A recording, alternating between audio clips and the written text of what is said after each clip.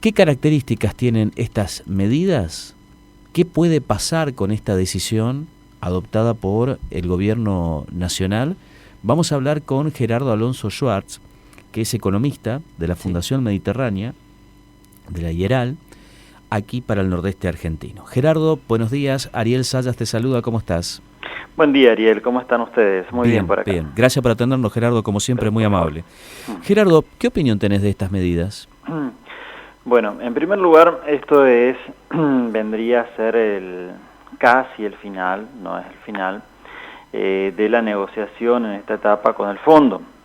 ¿Por qué digo que casi no es el final? Porque estos son medidas que toma el gobierno nacional luego del viaje de funcionarios del Ministerio de Economía de la semana pasada a Washington para entrevistarse con el Fondo Monetario, pero que todavía no implica un acuerdo de entendimiento en general ni en particular con el Consejo del Fondo Monetario Internacional. Entonces, es una muestra en la línea de lo que seguramente estaban pidiendo desde el fondo.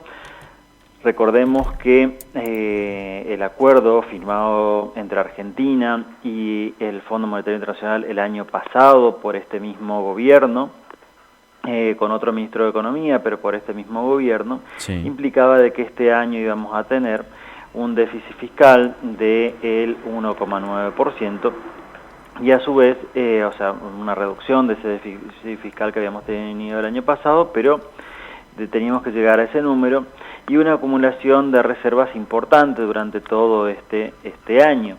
Y justamente esos son los dos puntos en los cuales no se estaba pudiendo cumplir desde principios de año, y eso llevó justamente a esta negociación.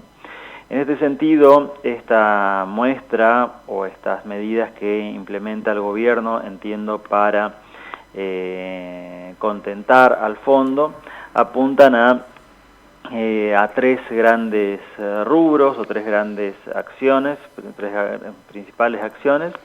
En primer lugar, una nueva edición del dólar agro, ese dólar soja, como se le denominó. Ya estamos, creo que en la quinta edición de este programa, que implica a los exportadores la posibilidad de liquidar sus exportaciones a un tipo de cambio un poco más beneficioso por un tiempo determinado. Esto es solamente hasta el 31 de agosto, y creo que ahí ya empezamos a ver cuál es el objetivo de este tipo de medidas, justamente cuando empezamos a pensar en las fechas. En segundo lugar, la desaparición del dólar ahorro, o mejor dicho, el dólar ahorro va a tener la misma carga tributaria que el dólar tarjeta, o sea, va a costar un 10% más en cuanto a los impuestos que son aplicados.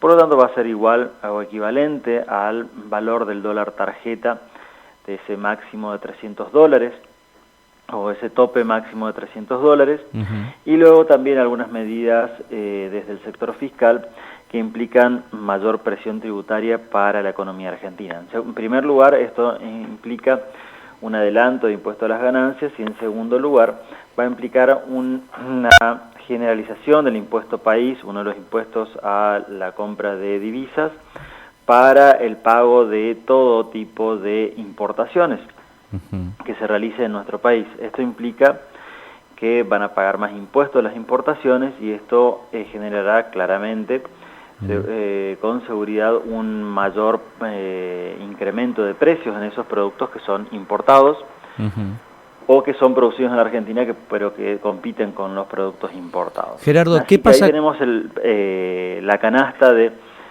medidas que implementa el gobierno o que anuncia hoy el gobierno, y que permitirían llegar o facilitar el acuerdo, que tiene que ser este acta de entendimiento elevado seguramente dentro de esta semana.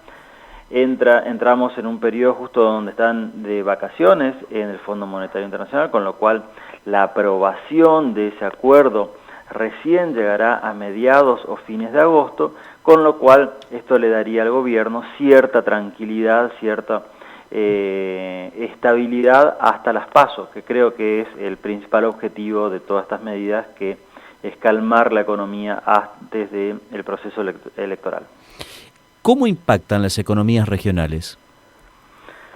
Bueno, en primer lugar vamos a tener que ver, por las medidas que te mencionaba recién. En primer lugar, el dólar agro va a impactar poco en las economías regionales por el hecho de que la mayor parte de las exportaciones ya se realizaron, las que podían adelantarse ya se han realizado. Algo podrá quedar pendiente, pero no es algo muy importante, lo que puede llegar a generar de liquidación de exportaciones. Y aparte recordemos que en este caso las exportaciones que se adelantan a través de estos programas de dólar agro, no es que aparecen nuevas exportaciones o nuevos productos, nueva producción, nuevos volúmenes o saldos exportables, sino de que la misma producción que teníamos previsto en la empresa elaborar y exportar, en vez de exportarlo el mes que viene, adelantamos y lo exportamos hoy. O sea, no va a generar un proceso inversor que implique compra de más maquinarias, contratación de nuevos empleados para aumentar la capacidad productiva y de esa forma aumentar la producción, sino simplemente en vez de exportar en noviembre, exporto ahora porque me convendría más ese tipo de cambio adicional. Entonces lo que sumemos ahora lo tenemos que restar de exportaciones futuras. Así que el impacto es bastante limitado en ese sentido.